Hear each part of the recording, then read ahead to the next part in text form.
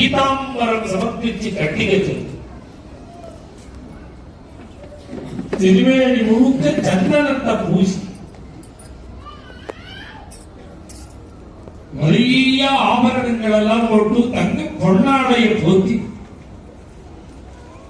நியமான வைஜெயந்தி மாலையை சாத்தி வாக்கு நிறைய தாம்பூலம் போட்டுட்டு சிம்மாசனத்துல கிருஷ்ணனை உட்கார்த்தி வச்சு கிருஷ்ணனும் கால் மேல கால போட்டு வீராசனத்துல உட்கார்ந்து இருக்க. இரண்டு பக்கம் சாமரம் போடுறா, விசிறி போடுறா, கொடை பிடிச்சு சுவாமி இப்படி வாங்கிக்கிறாரா அக்ர பூஜை. இன்னைக்கு தர்மபுத்திராதிகள் சௌக்கியமா இருக்கான்னா அதுக்கு காரணமே கிருஷ்ணன் தான். நம்ம வாழ வச்ச தெய்வமான அந்த கிருஷ்ணனை எவ்வளவு கொண்டாடுவாங்க. இத பீஷ்மாச்சாரியால் பின்னாடி வாழப்படுக்கையில படுத்துட்டு இருக்கும் பொழுதும் தர்மபுத்திராதிகள் 5 பேரை அழைச்சிட்டு கிருஷ்ணன் போறார் தர்மோபதேசங்கிற காரணத்துக்காக. உபதேசங்கள்லாம் பண்ணி முடிச்சுட்டு பீஷ்மாச்சாரியால் ஸ்தோத்திரம் பண்றார். இதுக்கு பீஷ்ம ஸ்துதி அப்படின்னு பேரு. பாகவதத்துல மகாபாரதத்துல பீஷ்ம ஸ்தவராஜம். அந்த பீஷ்மாச்சாரியால் பலவிதமான ரூபங்களை கேட்கிறார், பிரார்த்திக்கிறார் கிருஷ்ணன். நான் உன்னை பல சந்தர்ப்பம் பலவிதமா பார்த்திருக்கேன், எனக்கு இந்த ரூபம் திருப்பி பார்க்கணும்னு ஆசையா இருக்குன்னு கேட்கிறார். அதுல ஒண்ணு பார்த்த சாரதி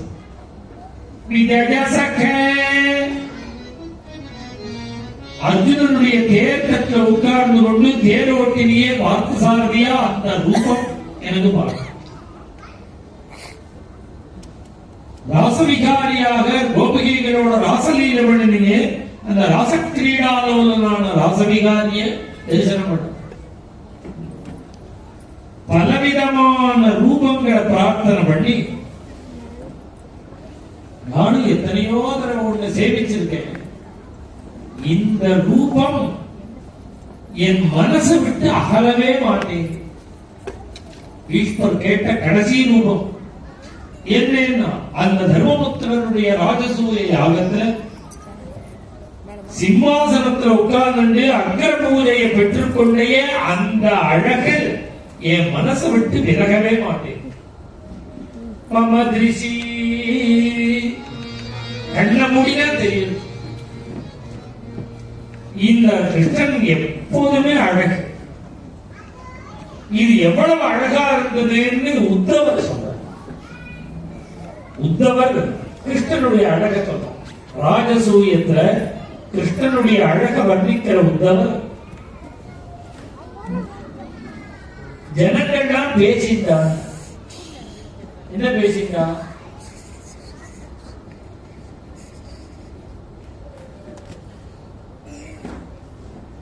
பொதுவா நம்ம ஆத்துக்கு யாராவது வந்தா காஃபி கொடுப்பா, பால் கொடுப்பா, டீ கொடுப்பா. முன்னெல்லாம் கலந்து கொண்டு வந்து கொடுத்துட்டு இருந்தா. இப்ப என்ன பண்ற வழக்கம், காஃபி சாப்பிடறான்னு கேட்டா சாப்பிடுறேன்னு உடனே சுகர் ஆஃபா, சுகர் கிடையாதா, நார்மலா, இது வார்த்தை கேட்க வேண்டும். ஏன் அப்படின்னா இவன் கேட்காம இருந்தா ஆத்திர சாப்பிட முடியாத சுகர் பேஷண்ட் இந்த தீர்த்து கட்டி வராது. ஆத்திர தரமாட்டேங்கிறா சொல்லி சர்க்கரை ஊற்றி சாப்பிடும்.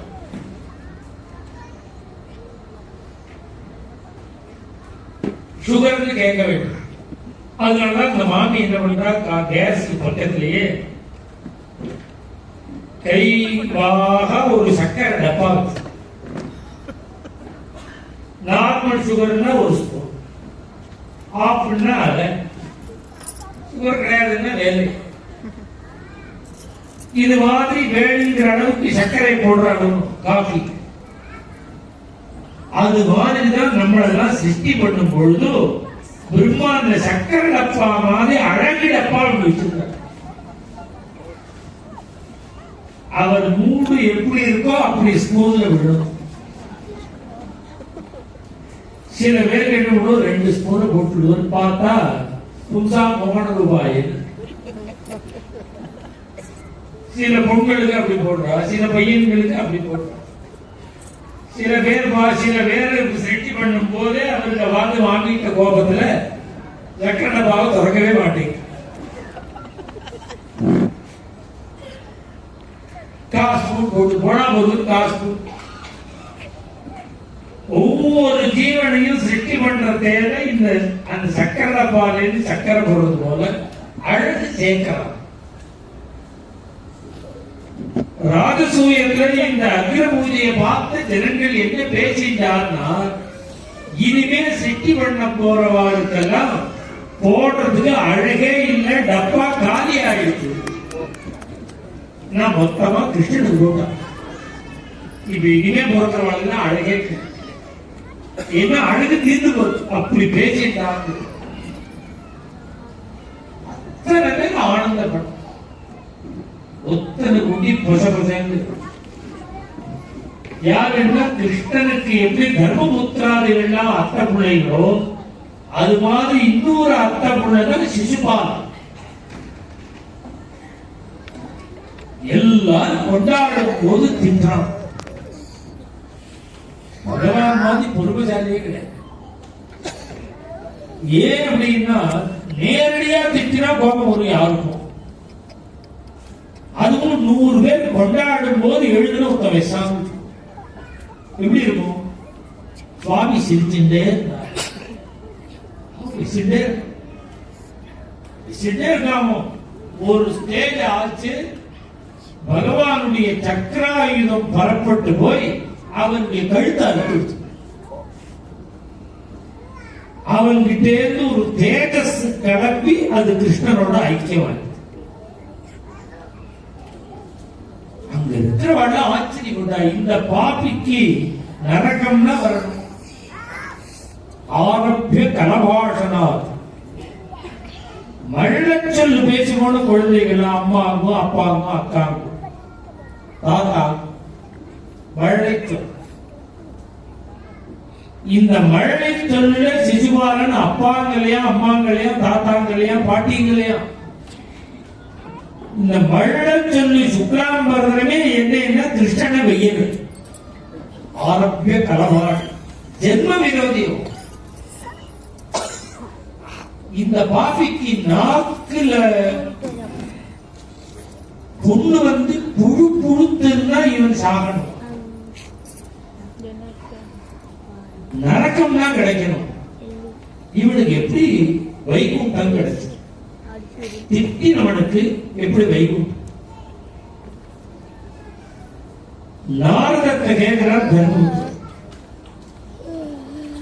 உடனே நாரதர் சொல்றார், தர்மபுத்திரா நீ இன்னும் புரிஞ்சுக்கல. பகவான உபவாசிக்கிறது பக்தி மாத்திரம் தான் வழின்னு நினைச்சேன். பகவான் சிட்டி மாதிரி பல ஊர்ல இருந்து ரோடு வருது பாரு, அது போல பலவிதமான வழி இருக்கு. காமாத்து, துவேஷாத்து, பயாத்து, ஸ்நேகாத், எப்படி வேணாலும் பஜிக்கலாம். காமத்தினால பஜிக்கலாம், கோபத்தினால பஜிக்கலாம், துவேஷத்தினால அடையலாம், பக்தியினால் அடையலாம். எப்படி நீ பண்ணினாலும் பக்தி பகவான் அடைஞ்சிட முடியும். ஆனா கோபமா இருந்தாலும் துவேஷமா இருந்தாலும் அதுல திருடனிட்ட இருக்கணும்.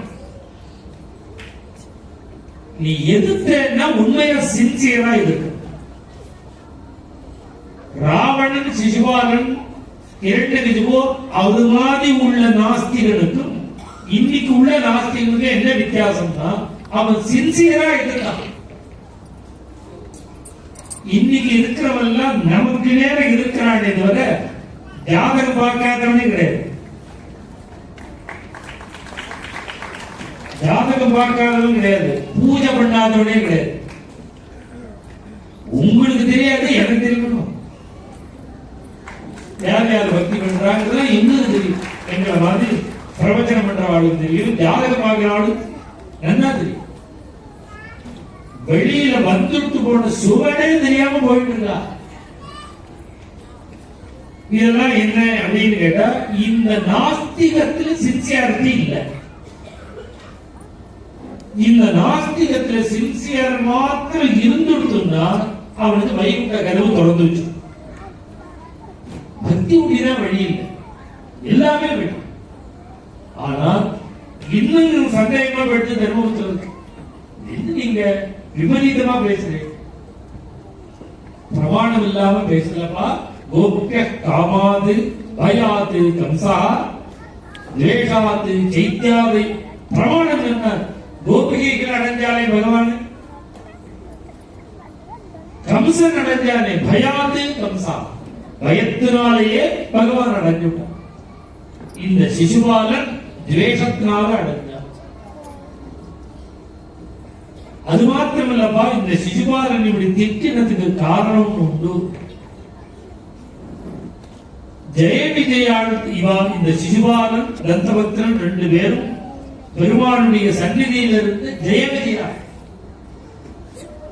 சனகாதிகளுடைய சாபத்தினால இரண்டாட்சன், இரண்யகசிபு, ராவணன், கும்பகர்ணன், சிசுபாலன், தந்தபக்தன் 3 ஜென்மா வினோதியா போறாங்க. 3 ஜென்மா, 3 பிறவி, இது 3வது பிறவி. இப்ப பகவானுடைய கையினால வதத்தை அடைஞ்சு வைகுண்டத்துல டியூட்டியில ஜாயின் பண்ணிட்டாமோ சிசுபாலன். இது காரணம் என்ன அப்படின்னா, அவ அம்மா இவன் பிறக்கும் பொழுதே இலட்சணமா பிறந்தான். 3 கை இருக்கு.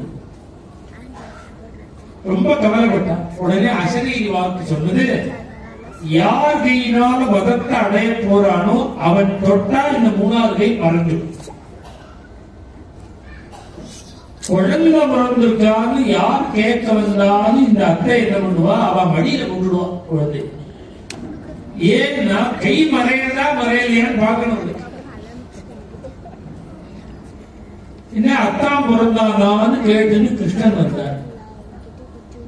ஆமாண்டா கிருஷ்ணான்னு சொல்லிட்டு குழந்தைய தூக்கி மடியில போட்டா, கை மறந்துடுச்சு.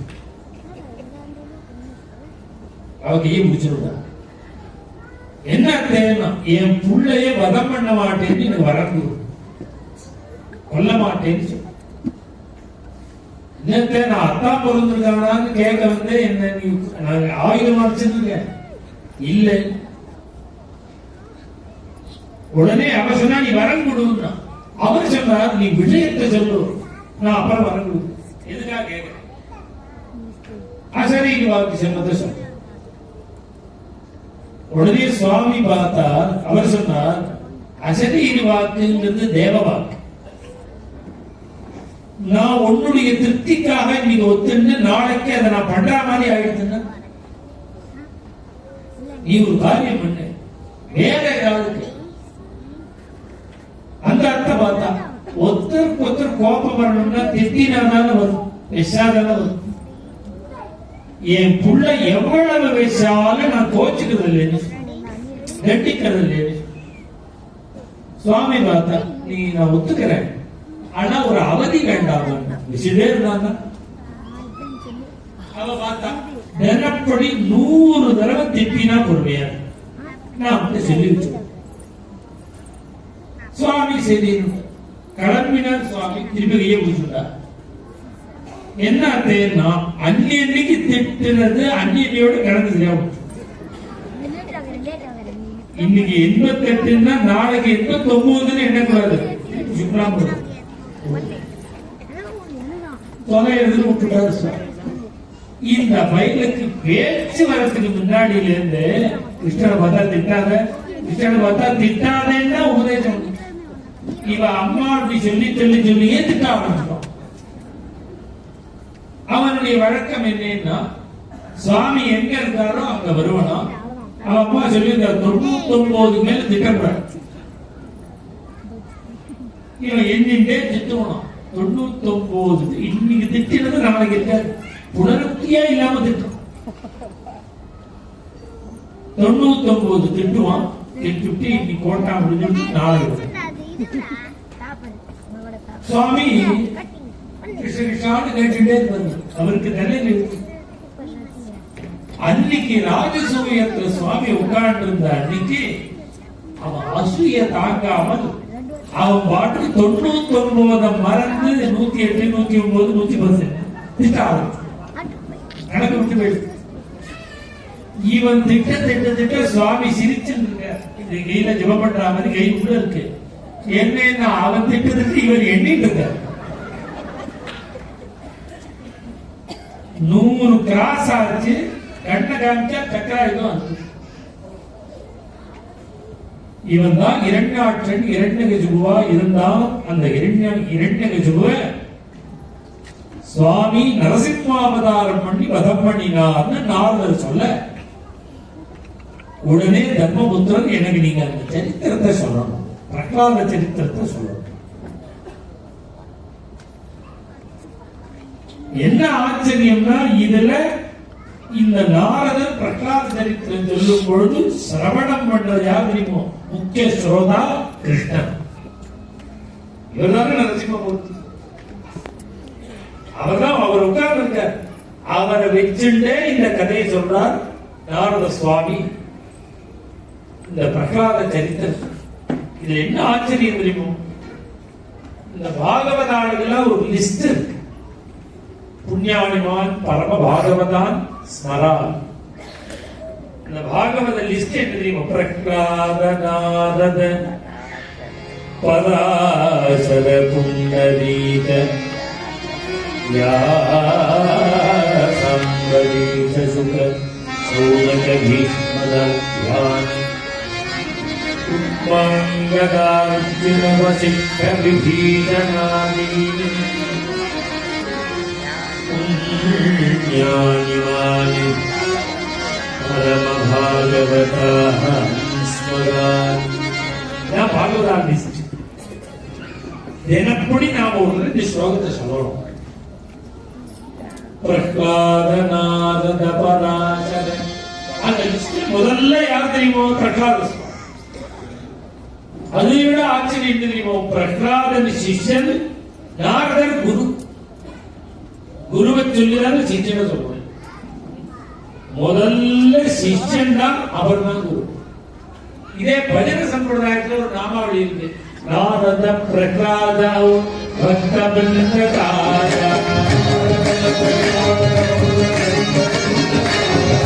ஹரி கோவிந்த ஹரி கோபால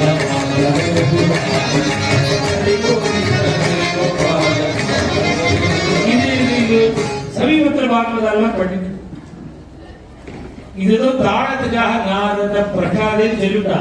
ஒரிஜினல் அது இல்ல. பிரகலாத நாரத. அதை விட ஆச்சரியம் தெரியுமோ? இந்த சிஷ்யனான பிரகலாதனுடைய சரித்திரத்தை குருவான நாரதர் சொல்ற. அவருடைய ஆச்சரியமான சரித்திரம். நாளைக்கு நாளைக்கு ஞாயிறு திங்கள் இந்த 2 நாள்ல பிரகலாத சுவாமியுடைய அவர் நமக்கு சொன்ன உபதேசம் 9 விதமான பக்தி. அது நாளைக்கு சொல்லுவோம். மேல நாளன்னைக்கு அவதார விஷயமா கால வேளையில 10 to 11 மணி